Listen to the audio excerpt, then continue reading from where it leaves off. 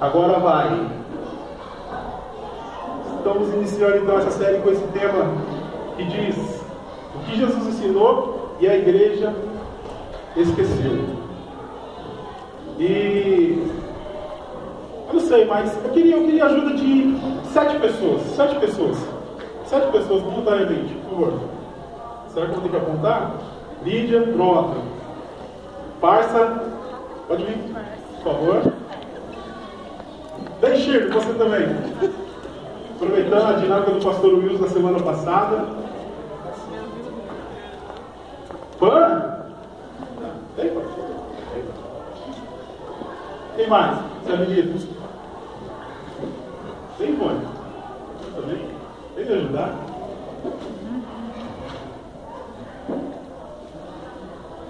Pode ficar do lado. Isso. Aproveita você também, Tamires. Aproveita que você está sorridente, assim. Aproveita também. É o seguinte. Mais para lá, faltando nadinho.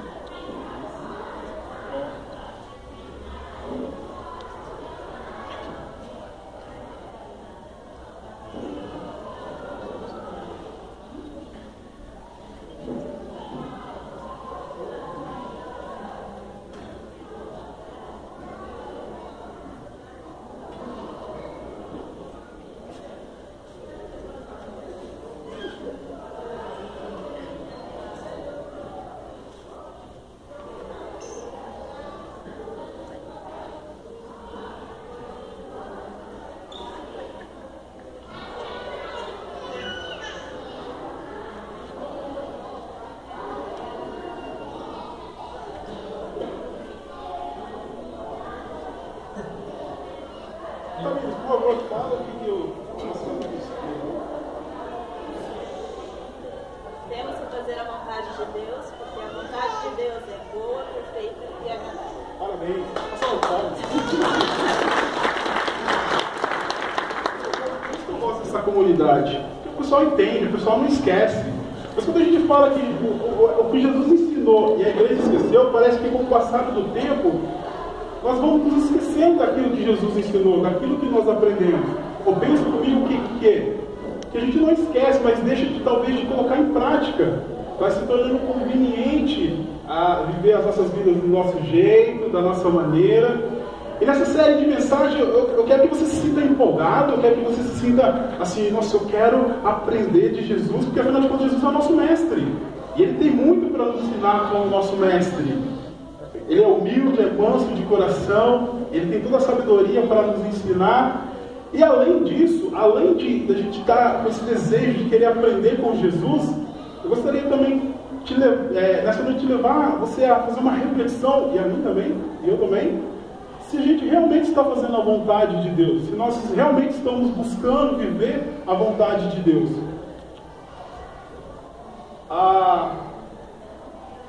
Uma estatística, uma pesquisa feita pelo blog Olhar Cristão, com base nos dados do IBGE, aponta que no final de 2014 a população do Brasil seria de habitantes, sendo que 25,3% seria de crentes, representando 1/4 da população brasileira. 1/4. E o quarto, acredito que, de alguma maneira sendo pequeno, é um número bem um pouco expressivo. Porque 1/4 é um quarto, não é um banheiro, né? É um quarto, né? Então é uma expressão.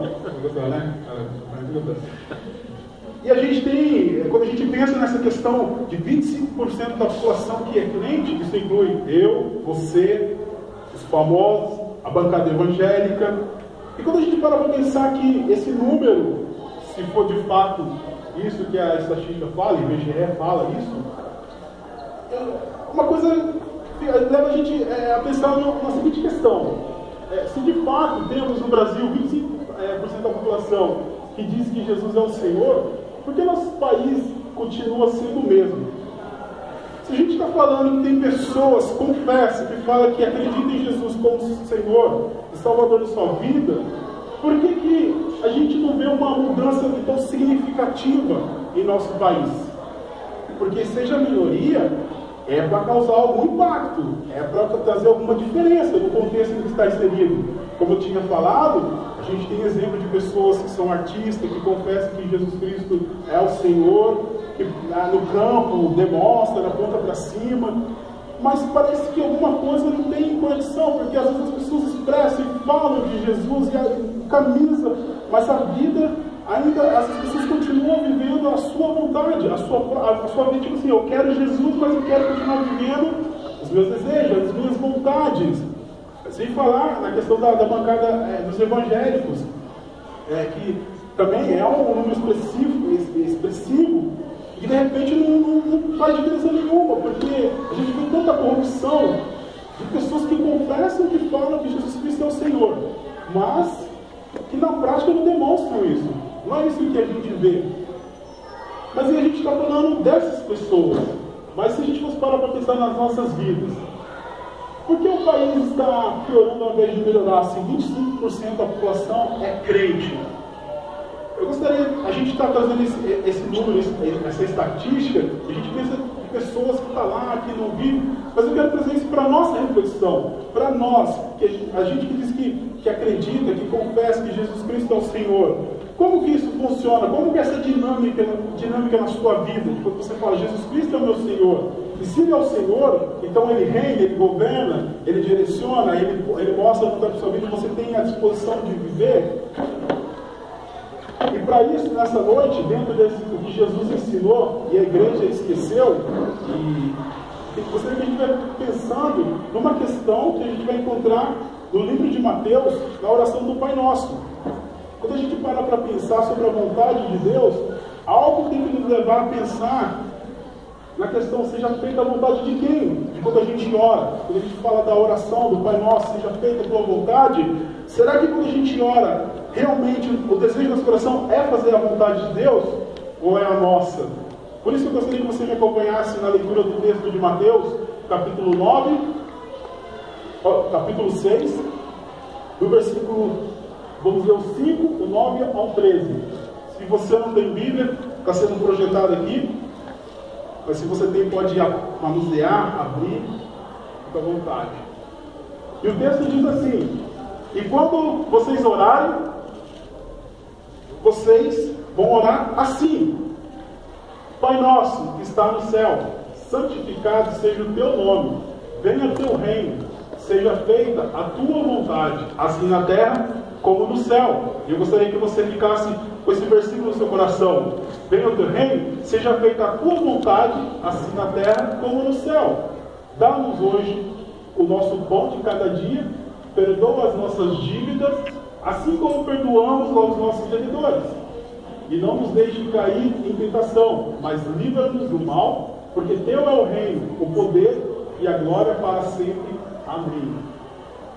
Para a gente entender um pouquinho, quando Jesus chega nessa questão da oração do Pai Nosso, João Batista está pregando o arrependimento, e João é preso. Quando Jesus fica sabendo que João é preso, então Jesus sai de Nazaré e vai para Cafarnaum.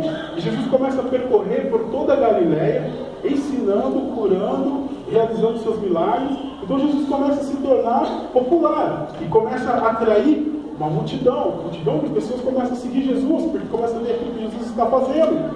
E quando a gente entra no capítulo 5 de Mateus, a gente consegue perceber que tem uma multidão que está seguindo Jesus, e Jesus se assenta no monte e chama os seus discípulos e começa a ensinar os seus discípulos os estatutos do reino dos céus, a maneira como a gente deve viver como filho de Deus, quais são os padrões, os princípios que regem a vida daqueles que confessam Jesus Cristo como seu Senhor. Então Jesus começa a ensinar, chama os seus discípulos e começa a ensinar. Quando você for fazer um jejum, você figura o seu rosto para mostrar para as pessoas: olha como eu sou espiritual. E aí Jesus fala: e quando vocês forem orar, não sejam como os hipócritas. Jesus bate forte nessa questão da hipocrisia. Jesus detesta a hipocrisia. Ele quer que a gente seja, ele deseja que nós sejamos sinceros. Então Jesus bate forte nessa questão da hipocrisia, e ele fala: quando vocês orarem, não sejam como hipócritas, que oram, sobem num lugar onde pode ser visto pelas pessoas, né? E ora, e aí tem aquelas pessoas que não nada contra, mas tem aquelas pessoas que quando oram parece uma ciência espiritual mesmo, né? Senhor Todo-Poderoso. Aí você sente que ele arrepia e fala: ah, aí é homem de Deus, né? Mas não adianta fazer as coisas para mostrar para as pessoas aquilo que a gente não é. Então Jesus começa quando ele está na oração do Pai Nosso, ele fala, vocês vão orar, então vocês querem aprender a orar? Então eu vou ensinar. Quando vocês vão orar, vocês entram no quarto de vocês, fecham a porta e orem em secreto, porque o teu Pai que te vê em secreto orando, ele vai trazer a recompensa. Agora, se você orar e fazer as coisas para ser visto pelos homens, você vai ganhar a glória e o louvor dos homens. Né? Jesus fala, não faça isso. Então Jesus começa a dar um modelo. Jesus dá um modelo de uma oração. De uma oração que muitas pessoas fazem, mas muitas vezes sem entender o significado, o sentido, as verdades que a gente encontra na oração do Pai Nosso. E Jesus começa a falar, vocês vão orar assim, Pai Nosso. E Jesus começa falando, quando vocês for orar, vocês se dirigam a Deus, Pai Nosso. Pai Nosso que está aí no céu. É interessante quando Jesus traz essa figura do Pai, parece um relacionamento de pai e filho. Não só um relacionamento de pai e filho, mas ele se coloca no contexto, Pai Nosso. A gente está reunido aqui hoje, essa comunidade aliança, nós podemos orar Pai Nosso, porque ele não é só um Pai meu, mas é Pai de vocês, Pai de meus irmãos, Pai Nosso. Só que tem uma máxima no mundo aí, que diz assim, todo mundo é filho de Deus, ou eu também sou filho de Deus. Mas quando a gente começa a ler o texto do Evangelho de João, capítulo 1, versículo 12, lá o texto fala assim que Jesus veio para os seus, mas os seus não o quiseram. E aí fala assim aqui no versículo 12, mas a todos quantos o receberam, Deus deu-lhe o poder de serem feitos filhos de Deus, a saber aqueles que creem no seu nome. Então, se eu entendo bem, todas as coisas foram criadas por Deus, inclusive eu e você, a expressão máxima da criação de Deus. Nós, seres humanos. Mas a gente entende pela palavra de Deus que filho é aquele que recebe a Jesus Cristo como seu Senhor e Salvador. Aqueles que confessam Jesus Cristo como Senhor e Salvador das suas vidas. E talvez se você tenha nos visitado nessa noite, talvez seja uma oportunidade para você falar, eu quero esse relacionamento. Eu quero poder chamar Deus de Pai. Eu quero também me direcionar e ter esse relacionamento de filho e pai com Deus. Talvez seja um momento à noite, talvez que você fale, eu quero abrir meu coração para que Jesus entre na minha vida, para que eu me torne filho de Deus também. Talvez agora você não entenda nada sobre isso, mas só o fato de você abrir o coração e permitir que Jesus entre e faça morada na sua vida, isso vai trazer uma mudança significativa para a sua vida. E você vai poder se direcionar para Deus falando, Pai, meu Pai. Né? Não Pai de outros, não Deus dos outros, mas o meu Pai, o meu Deus. E Jesus continua falando, Pai Nosso, que estás nos céus. A gente não está falando, quando a gente se relaciona com Deus na oração, a gente não está falando com qualquer pessoa. A gente está falando com alguém que é soberano sobre todas as coisas. Alguém que está acima de todas as coisas. Fala que está nos céus. É alguém que merece todo o nosso respeito, a nossa reverência. Portanto, não dá para chegar de qualquer jeito e falar de qualquer jeito com Deus.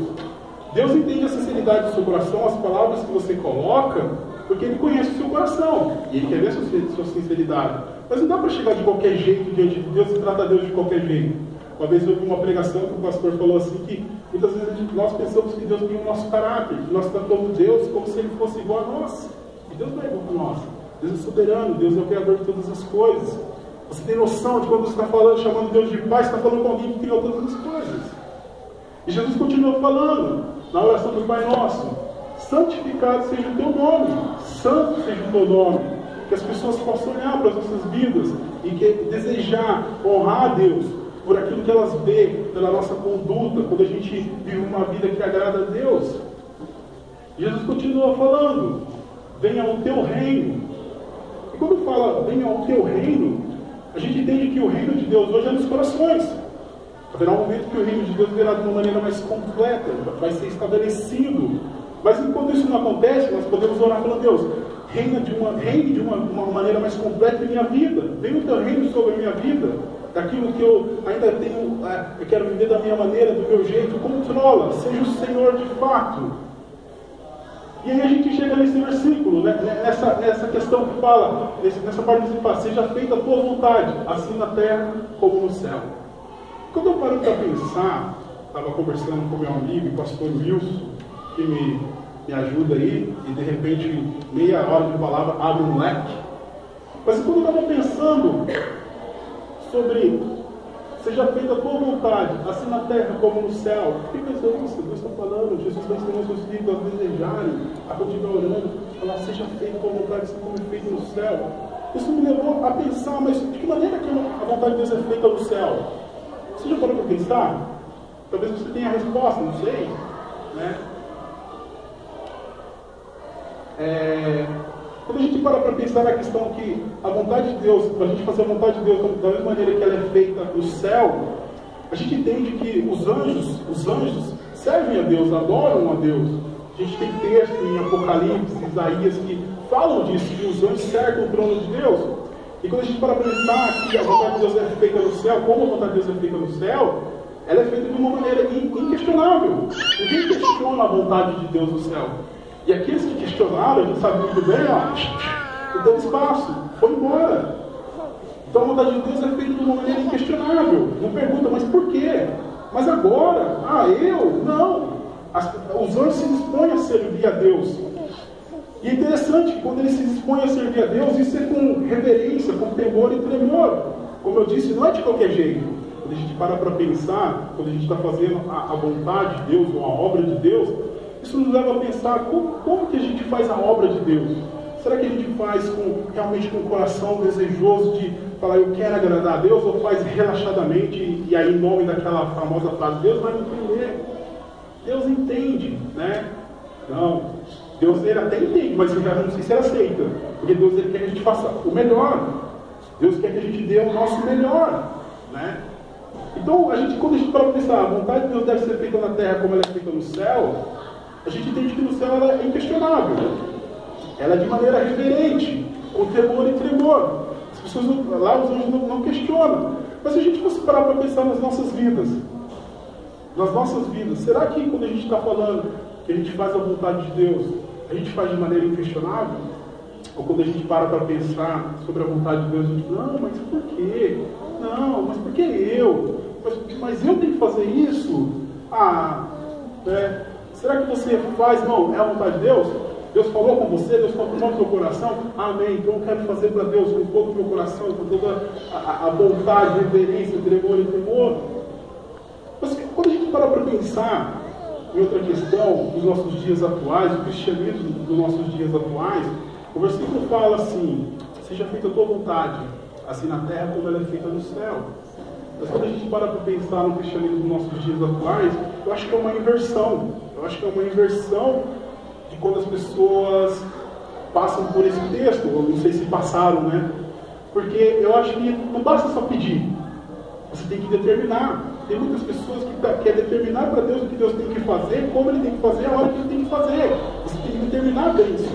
Pedir só não basta, você tem que determinar, você tem que decidir, Deus, o Senhor tem que fazer isso, o Senhor tem que me dar isso.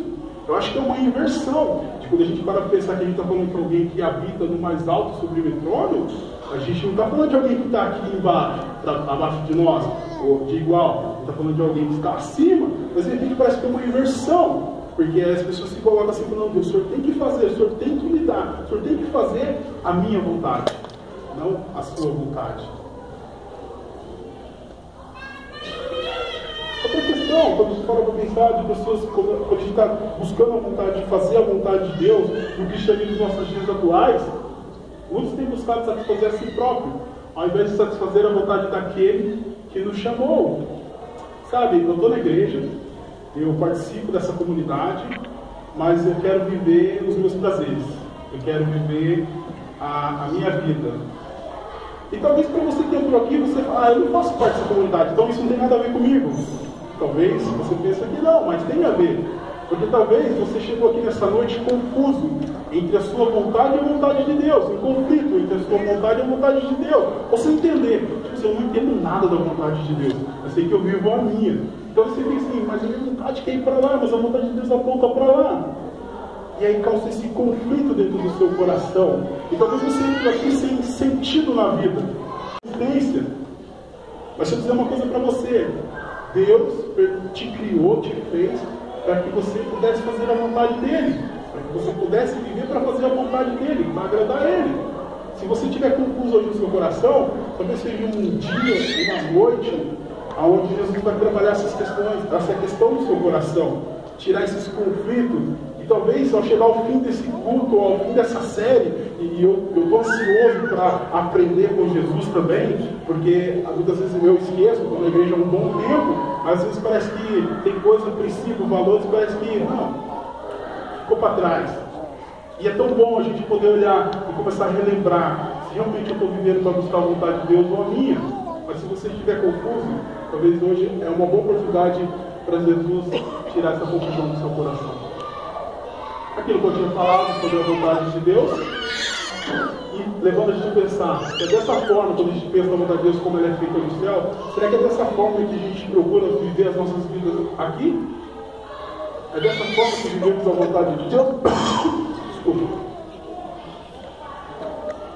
Mas como eu estou falando, se você chegou aqui meio confuso, meio sem entender, até você que faz parte dessa comunidade, quando fala da vontade de Deus, fala, pastor, eu, meu líder de célula, eu não entendo a vontade de Deus para a minha vida, eu não sei qual é a vontade de Deus para a minha vida, eu não sei o que Deus quer de mim. E eu vou falar para você, Deus tem resposta para tudo. E aí você fala assim, Senhor, por favor, mostre-me a tua vontade, Senhor Deus, porque eu quero viver, eu não sei, eu estou confuso, eu quero ver a tua vontade. E aí Jesus fala, eu já mostrei a vontade de Deus. Ela está revelada aqui, nesse livro chamado Bíblia. Se você tem vontade de conhecer a vontade de Deus para a sua vida, é só começar a buscar pela leitura da palavra. E o que a palavra de Deus nos fala sobre a vontade de Deus? Como é que a gente pode entender o que Deus tem como vontade dele para as nossas vidas aqui na terra? E a própria Bíblia nos dá a resposta. 1 Tessalonicenses capítulo 4, versículo 3. Porque esta é a vontade de Deus, a vossa santificação. E o texto continua falando sobre questões de moralidade. Que você se abstenha da prostituição, da moralidade. Quando a gente para pensar, como que eu posso fazer a vontade de Deus? Como que eu posso consagrar minha vida a Deus de maneira que Deus me use? Não sei. Quando a gente pensa nessa questão que a vontade de Deus é a santificação, Deus tem um desejo que a gente se separe daquilo que é imoral, daquilo que nos é como corrente aos nossos pés, que nos impede de correr a carreira que Deus propôs para as nossas vidas. É desejo de Deus que a gente largue essas coisas, que nos torna tão lento, marcha lenta o reino de Deus. Deus quer que a gente seja livre dessas coisas. Questão de imoralidade, questão de seja o que for na sua vida, que você vai fazer, isso me prende. Isso me prende, isso me deixa lento, isso não me deixa percorrer a carreira que Deus propôs para a minha vida. A vontade de Deus é a nossa santificação, a separação daquilo que é impuro, aquilo que nos afasta de Deus, e uma dedicação, uma consagração da nossa vida ao serviço dele. Então, se você está aí no seu coração questionando, mas qual é a vontade de Deus? Já que você está falando sobre a vontade de Deus, qual é a vontade de Deus? A nossa santificação. Também a Bíblia fala aqui, 1 Tessalonicenses capítulo 5, versículo 18, em tudo dai graça, porque esta é a vontade de Deus em Cristo Jesus conosco. Qual é a vontade de Deus para a minha vida? Qual é a vontade de Deus para a sua vida? A vontade de Deus é que a gente viva reclamando, murmurando das coisas que acontecem, contrário à nossa vontade. É engraçado que a Bíblia fala que a vontade de Deus é boa, perfeita e agradável. Mas eu acredito que a vontade de Deus deixa de ser agradável quando não é a sua vontade. Porque é a vontade de Deus. E aí você não está disposto a se render para viver aquilo que Deus tem para a sua vida, então ela deixa de ser agradável, porque não é a sua vontade.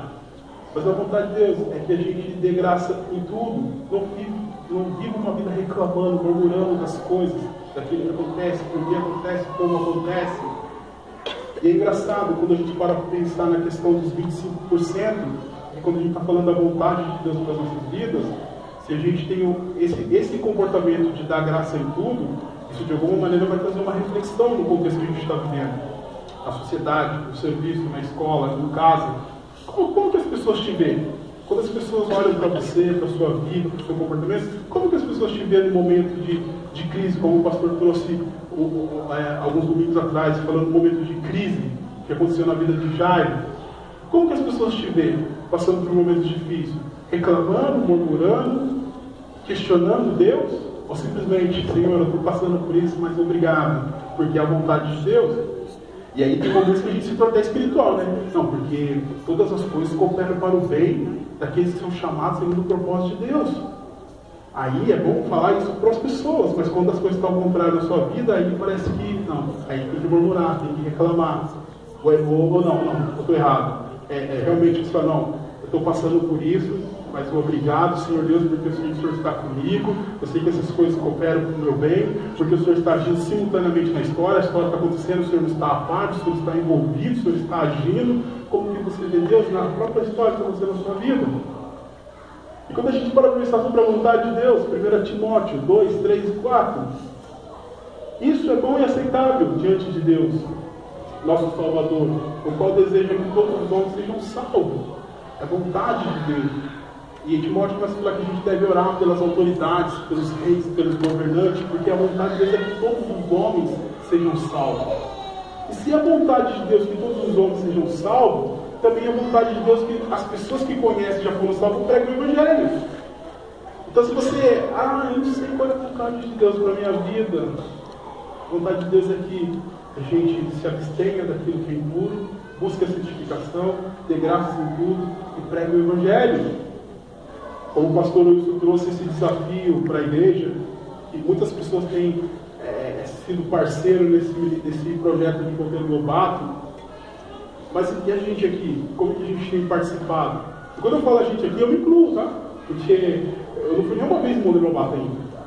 Né? E o Chiquinho, a gente conversa falando que não, a gente precisa de pessoas para trabalhar. E quando a gente fala disso, como que você tem se envolvido nesse projeto? Que não é um projeto do Chiquinho da Ângela, não é um projeto do pastor Wilson, não é um projeto que nasceu na outra gestão, é um projeto que eu acredito que nasceu no coração de Deus. Amém? Amém. Porque do contrário, então, nasceu do coração do homem. Mas eu acredito que Deus está agindo na história, eu acredito que Deus ama aquelas pessoas de Monteiro Lobato. Então, é algo que nasceu no coração de Deus. E daí, como que vai ser o nosso envolvimento com esse projeto que Deus está trazendo para a gente, através do Chiquinho da Ângela, usando a vida do Chiquinho da Ângela já? Né? Será que a gente vai viver a nossa vontade, ou seja, que a gente vai buscar viver a vontade de Deus? Entenda, aquilo que o pastor falou, não é coagir ninguém aqui, falar, você tem que fazer, porque se for assim não funciona. Mas eu acredito, se nós temos o Espírito Santo de Deus, em algum momento, em alguma hora, Deus vai mover o seu coração para prestar um serviço também lá.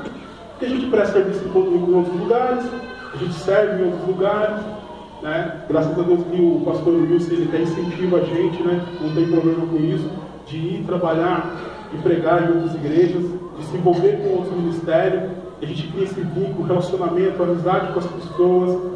Mas quando a gente para pensar na nossa casa, no nosso projeto, naquilo que a gente está vivendo aqui, naquilo que Deus plantou no coração dessa igreja, aí a nossa vontade parece que, não, mas pastor, peraí, não, mas isso não é para mim.